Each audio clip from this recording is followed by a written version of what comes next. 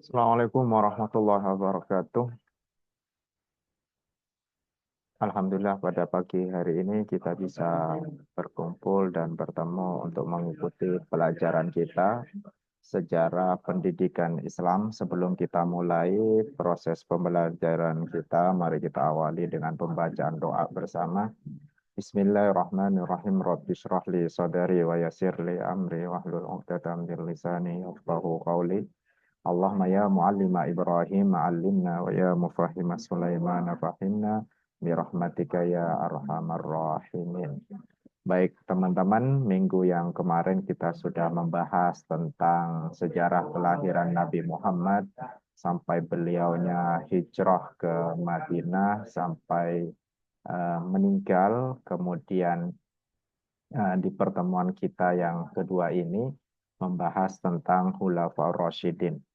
Kenapa ini masuk dalam materi sejarah pendidikan Islam? Karena Khulafaur Rasyidin ini juga tidak bisa kita lepaskan dari peristiwa-peristiwa setelah wafatnya Nabi Muhammad, di mana sahabat Ansor dan Muhajirin ini melakukan sebuah perdebatan untuk yang menggantikan Nabi Muhammad itu siapa untuk melanjutkan tongkat kepemimpinan Islam waktu itu, karena Nabi Muhammad sudah meninggal.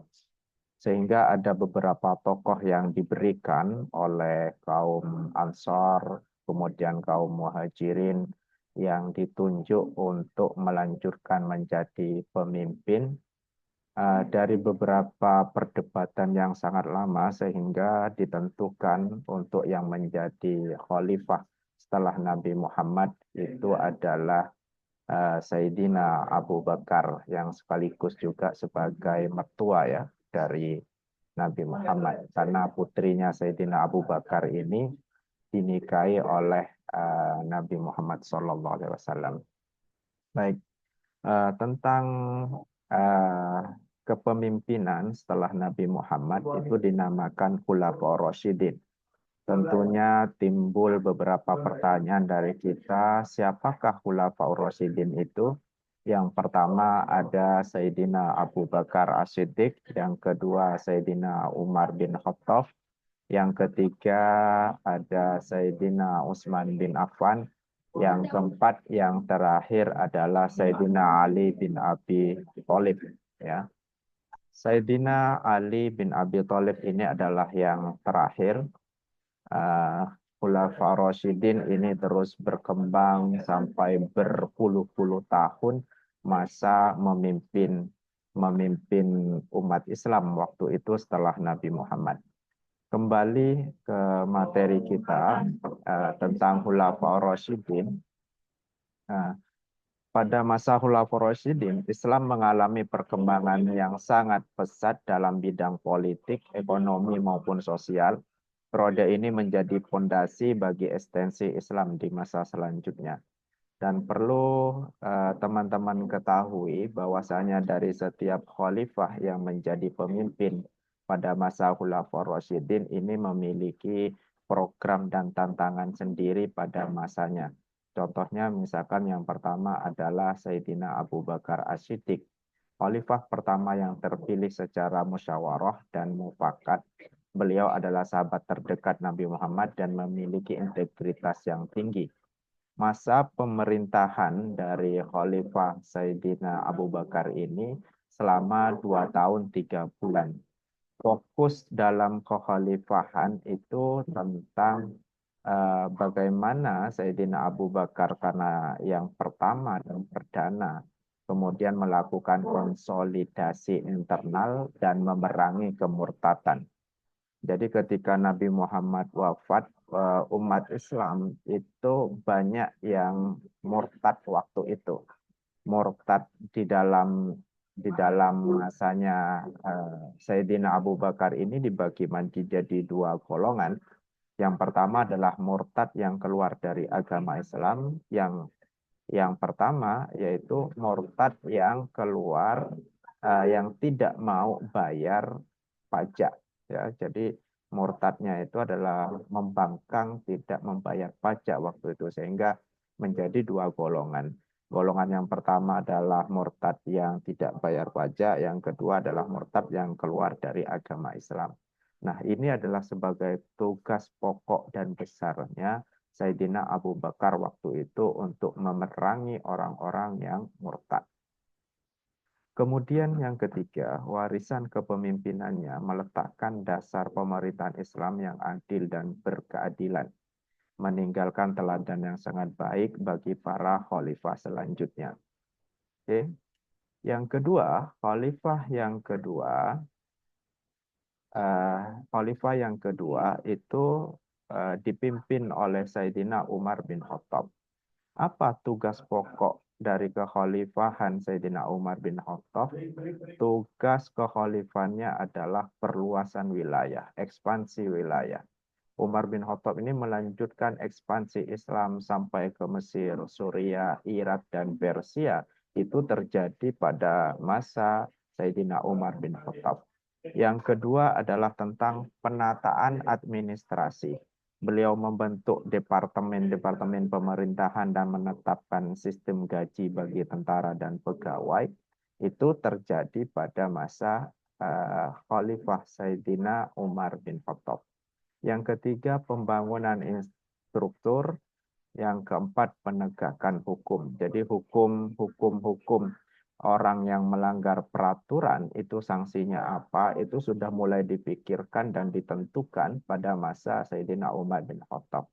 Pembangunan infrastruktur, kebutuhan halayak umum, kemudian tentang kantor-kantor pemerintahan yang dibutuhkan, itu sudah mulai dibangun pada masa kekhalifahan Sayyidina Umar bin Khattab.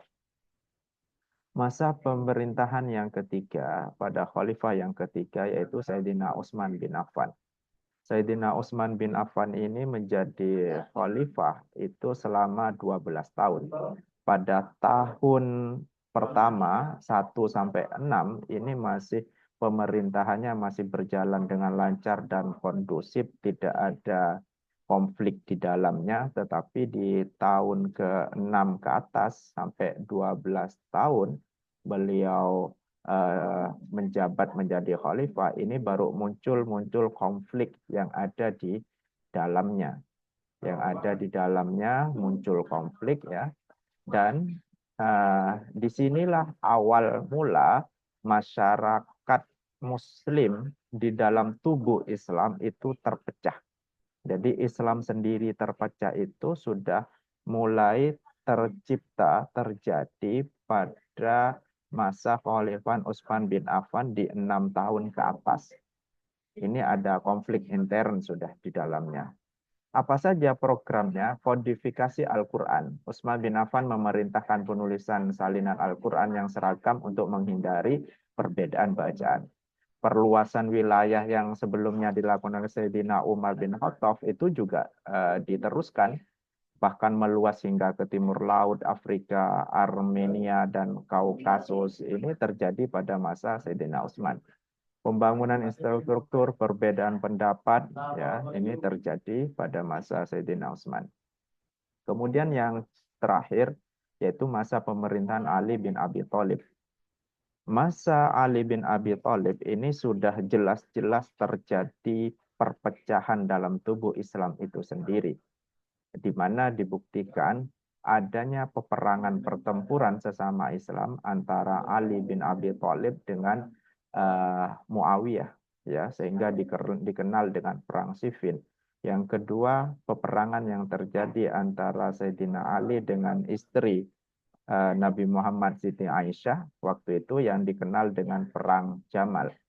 Jadi perang konflik di dalam Islam yang pertama kali muncul dalam Islam sendiri itu terjadi pada masa Khalifah Ali bin Abi Thalib, sehingga melahirkan beberapa golongan orang yang tidak setuju dengan adanya tahkim ketika perang Siffin itu keluar dari barisan Sayyidina Ali sehingga disebut Khawarij.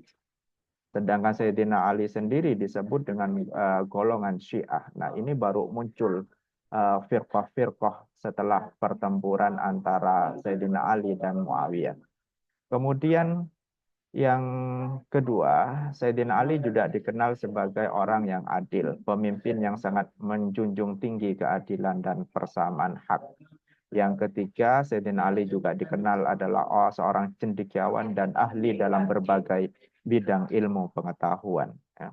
Yang kepemimpinannya Sayyidina Ali ditandai dengan prinsip-prinsip yang tegas dan tidak ada kompromi. Yang terakhir, dari apa yang saya akan sampaikan dalam pertemuan kita kali ini, yaitu bahwasanya periode Khalifah Khulafaur Rasyidin itu adalah memberikan warisan kepemimpinan kepada pemimpin selanjutnya dalam Islam. Yang kedua, perkembangan peradaban. Masa ini menjadi landasan bagi perkembangan peradaban Islam di masa selanjutnya. Yang ketiga, teladan bagi umat, keteladanan para khalifah Khulafaur Rasyidin menjadi inspirasi bagi umat Islam hingga saat ini. Baik, itu yang bisa saya sampaikan, yang bisa saya sampaikan pada pagi hari ini. Semoga bermanfaat bagi teman-teman. Setelah ini kita lanjut dengan diskusi. Mungkin ada yang bertanya dari apa yang sudah saya sampaikan, kami persilahkan. Sebelum ada pertanyaan, saya tutup dulu terlebih dahulu. Terima kasih. Syukran katsiran. Assalamualaikum warahmatullahi wabarakatuh.